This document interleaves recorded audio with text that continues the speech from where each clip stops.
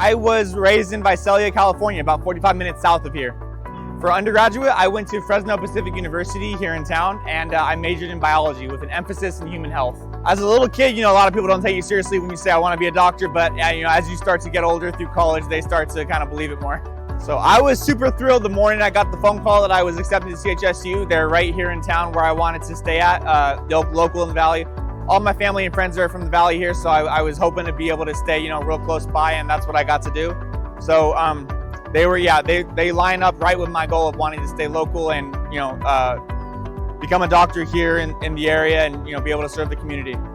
So I matched into my top choice of family medicine in Tulare, which is right next to my hometown of Visalia. That was what I was hoping to do. Again, same thing like with college and med school, was stay local, near family and friends, and so I got the dream. So family medicine, I think, offered me the most ability to be able to make long-term connections with people I'm taking care of, which was what I wanted from the beginning.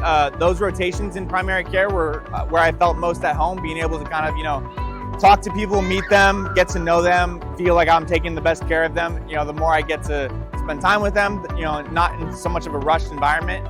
So that's what I just ended up enjoying the most, and that's what I got to do eventually. So the school, CHSU, was wildly supportive. The application process is scary, just like anything else, but they were there every step of the way. Constant encouragement, constant, advice, support, all questions answered, any step of the way. So they made it as easy as can be. Yeah, so my long-term goals, like I said, just, stay local. I can see myself working anywhere here in the Central Valley, but ultimately I'd love to just be able to take care of people, feel like, make them feel cared for, and just build connections, stay with family, friends, that kind of thing.